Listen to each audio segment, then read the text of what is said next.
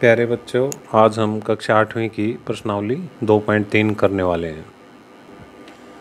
प्रश्नावली 2.3 में क्या करना है? निम्न समीकरणों को हल कीजिए और अपने उत्तर की जांच कीजिए। तो ये हमारे जो रैखिक समीकरण हैं, हमें इनको हल करना है और जो भी चर हमारे को दे रखा है उसको हल करते हुए उसका मान निकालना है और उसके बाद उत्तर की जांच करनी है। तो जो हमारा पहला सवाल है, 3x बराबर है 2x जमा 18। इसको x के लिए हल करना है तो x वाली टर्म हम एक तरफ करेंगे क्योंकि जमा का 2x है, दूसरी तरफ घटा का 2x हो जाएगा और ये केवल 18 हमारा दायां पक्ष पे रह गया है। तो 3x घटा 2x का मान होगा x बराबर है 18। इस तरह से हमारा उत्तर आ गया 18। अब देखेंगे हम जांच के लिए बायां पक्ष और दायां पक्ष दोनों को अलग अलग हल करके देखेंगे। दोनों का मान अगर एक समान आया है तो हमारा उत्तर सही है। तो 3x और यहाँ पर हमें जो x का मान मिला था वो है 18। 18 तिया 54 और इसी प्रकार से 2x जमा 18, इस तरह से x का मान रखेंगे 18 जमा में 18, तो ये आ जाएगा 18 दूनी 36 जमा में 18 और जो कि आएगा 54। तो इसका मतलब यहाँ पर जो है कहेंगे हम बायां पक्ष बराबर है दायां पक्ष। तो इस तरह से हमारे उत्तर की जांच होगी कि दोनों हमारा जो दायां पक्ष बायां पक्ष बराबर हैं, तो उत्तर हमारा सही है। अगले सवाल में हमारा जो चर है वो t है, तो हम t के लिए हल करेंगे। पहले t को हम बाएं पक्ष पे लेके जाएंगे और जो यहाँ पर बिना t का जो हमारी टर्म है माइनस का 3, वो दूसरी तरफ प्लस के 3 के रूप में ले आएंगे। तो देखिए कैसे हल होगा। 5t घटा 3t बराबर है, ये ऑलरेडी यहाँ पे था पहले से ही, और ये जमा का 3 दूसरी तरफ चला जाएगा।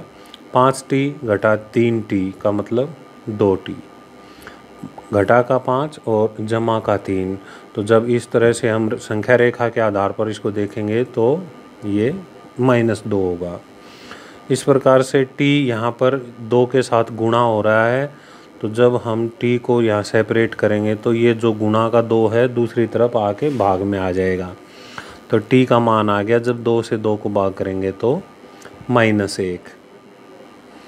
अब जांच कर रहे हैं बायां पक्ष बराबर है, ये हमारा बायां पक्ष है, तो इसमें हम t का मान -1 रख के देखेंगे। तो -5, 5 एकम 5 और माइनस का निशान आएगा साथ में, तो ये आ गया -8। और इस तरह से दायां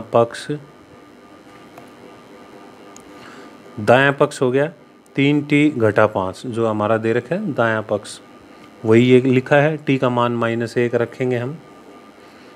इस तरह से 3 -1 -3 और -5, इस तरह से ये आ गया -8।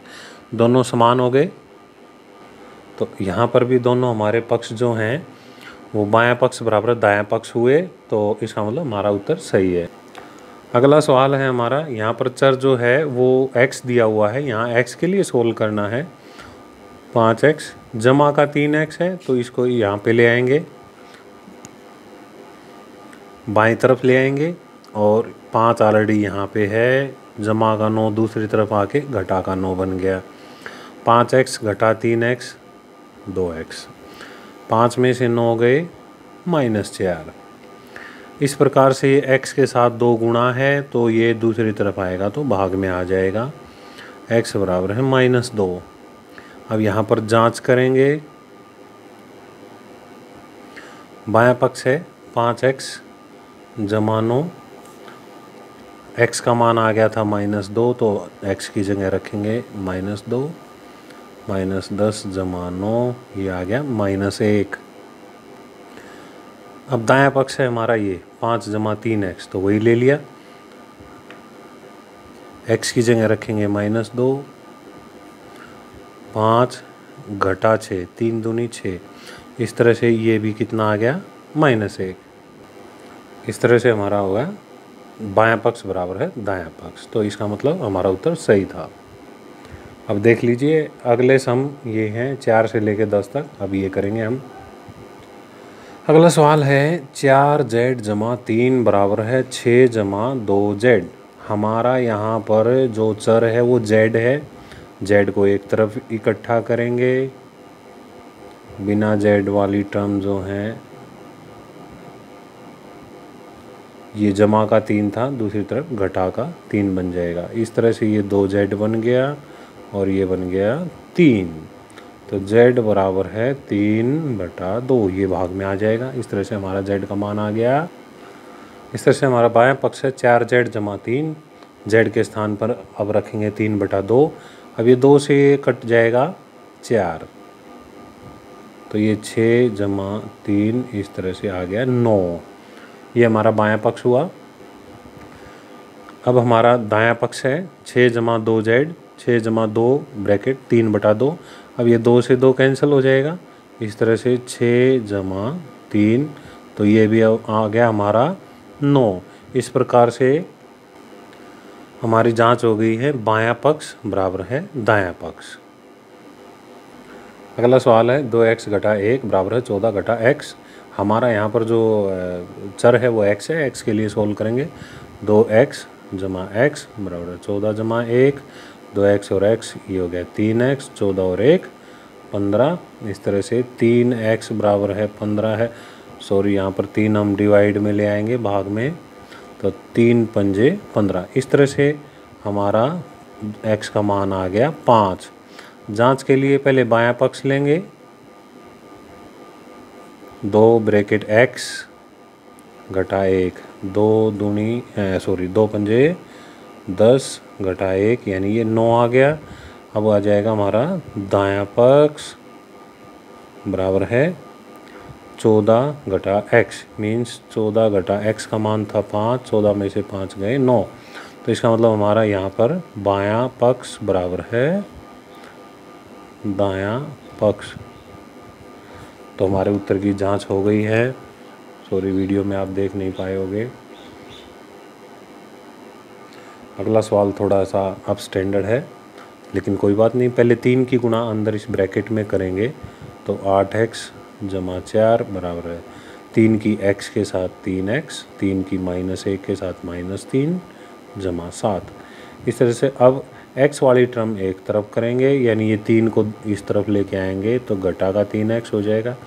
जो पहले से ही यहाँ पे हैं वो यूं की यूं लिख लेते हैं, और ये यहाँ पर दूसरी तरफ से माइनस का 4 आ गया। 8 में से 3x गए, अब बच गए यहाँ पे 5x, और -3 और -4 कुल मिला के हो गए -7, और जमा का 7 अलग से है। तो 5x बराबर है यहाँ पर 0। Very good. x का मान यहाँ पे 0/5, इसका मतलब भी 0 ही होता है।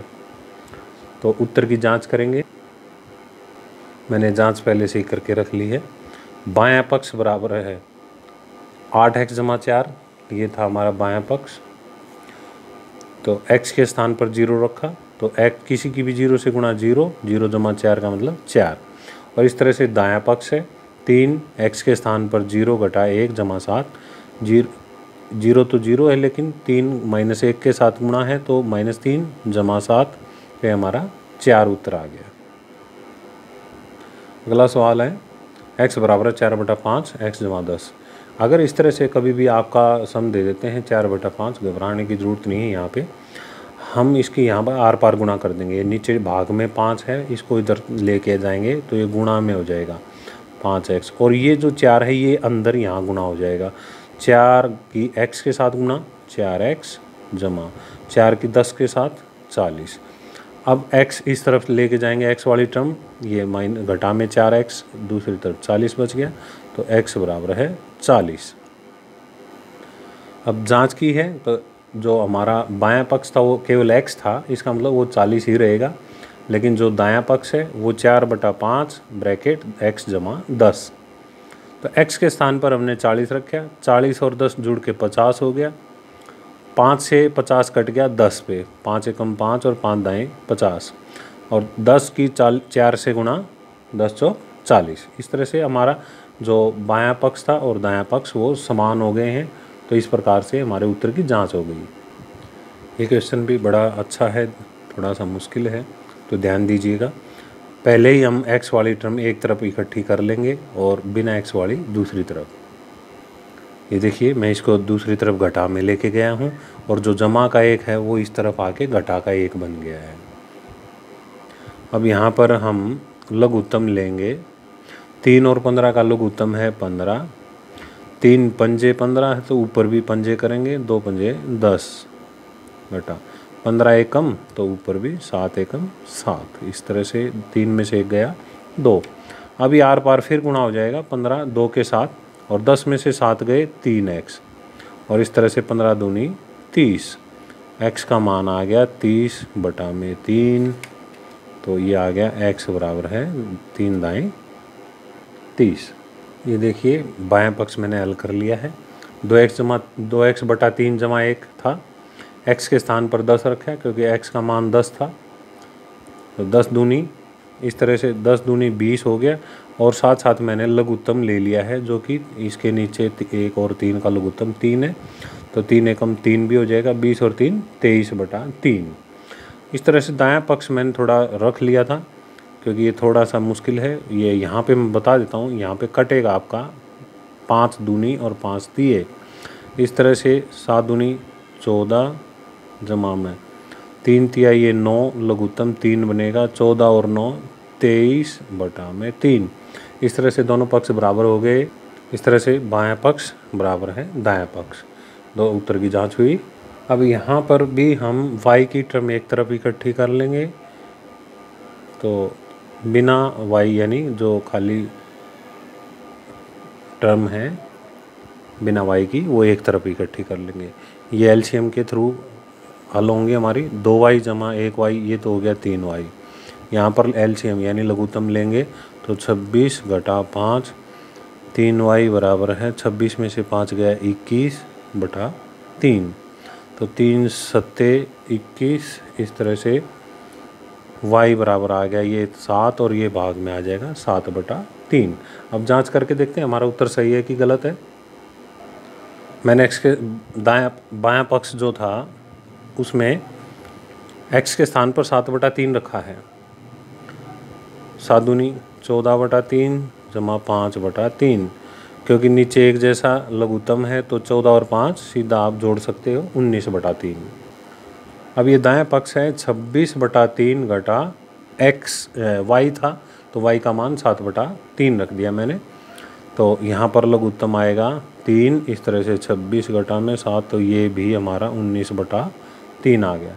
यहाँ पर ये बायां पक्ष था और ये दायां पक्ष दोनों समान हैं, तो दोनों समान है तो हमारे उत्तर की जांच हो गई है।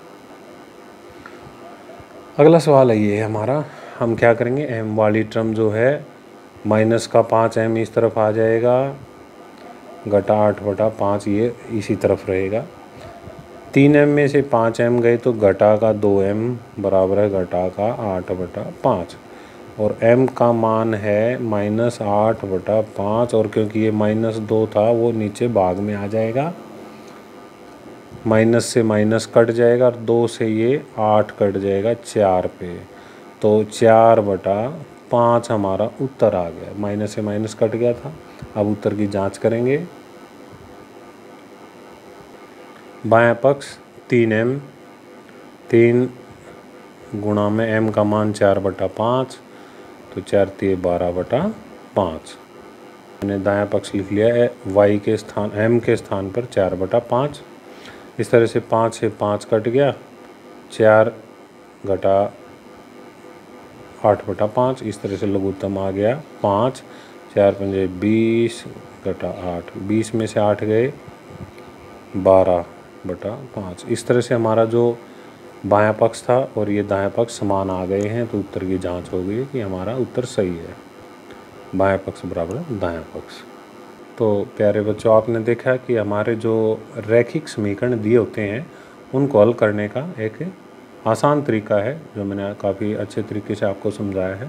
तो आप इसको समझिए, ना समझ में आता है तो दोबारा से रिवाइंड करके आप इसको दोबारा से समझ के कर सकते हैं। और अगर आपको अच्छे से समझ में आया है तो आप प्लीज़ मेरे वीडियो को लाइक कीजिए, इस पर कमेंट भी कीजिए और सब्सक्राइब भी कीजिए।